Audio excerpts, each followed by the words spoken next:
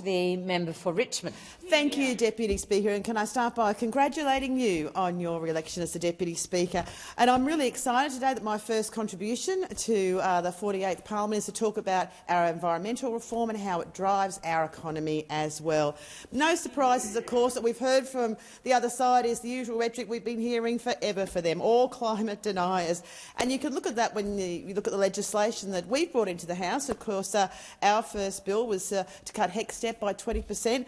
And the first piece of legislation, what was that from the Coalition? What was that? A bill to scrap action on climate change. Just like we've seen that decade of inaction when they were in government. They still don't accept the science of climate change and they just want to take the country backwards. As I said, we had a decade of inaction with them. I think there were more than 20-odd plans they had. They were always changing their mind when they're in government. And of course, last election, they went to the last election with their $600 billion nuclear plan. Well, how did that go? The Australian people clearly rejected that. They are sick of this ongoing climate denial from the Liberals and Nationals.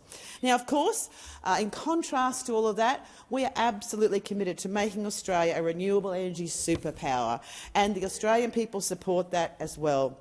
And they endorsed our policies at the election because it involved protecting jobs and protecting the environment. We can do both.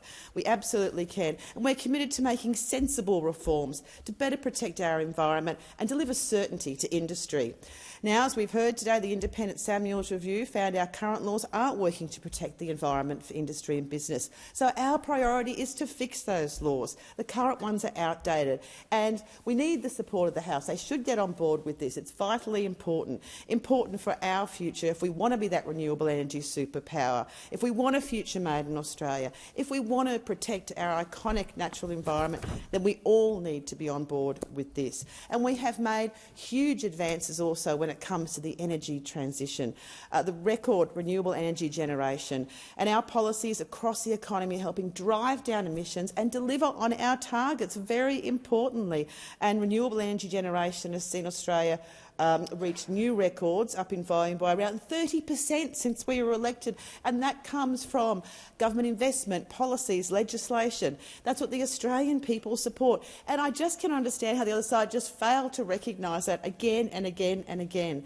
And we see it across the board. And of course, we are the party that's delivered every single major environmental reform in Australia's history, from land care, saving the Franklin, protecting the Daintree and Kakadu, building the largest network of marine parks in the world, and addressing climate change. It is the Labor Party that continues to do that. It's the Labor Party that continues this record investment in renewable energy. And of course, since we've been in government since 2022, we passed strong laws to force big polluters to cut emissions so Australia gets to net zero carbon pollution by 2050. This and other actions have reduced our emissions. Vitally important that that's happened only by the absolute commitment of this government. Now, as I've said, we saw the decade of inaction from the Liberals and Nationals. Time and time again, they've come in here saying the same things over and over again. Well, looking forward, we all have an opportunity to get all these important reforms done, so they should actually look at it and think about the impacts of their decisions on our economy. It's destructive, the decisions they make, because the Australian people have said to you they do not support your climate denialism, and they have said it many, many times. They should reflect and listen to the people of Australia and what they have said to them, and work constructively with the government to reform our environmental laws to sustain our economic growth into the future. It's vitally important. And we just look at all the things they did when they were in government over those 10 years, so destructive. But also for the Greens as well, they need a bit of a time for reflection as well, when of course we saw them blocking so much in the previous parliament, whether it was environmental reforms or housing reforms. Well, the Australian people have spoken to them as well. They're not interested in the blocking, the constant blocking of reforms, particularly those environmental reforms. So I say to them as well, work constructively, get an outcome. Put away the playbook of opposing everything. It's not on. People actually want reform, constructive reform, and everyone working together.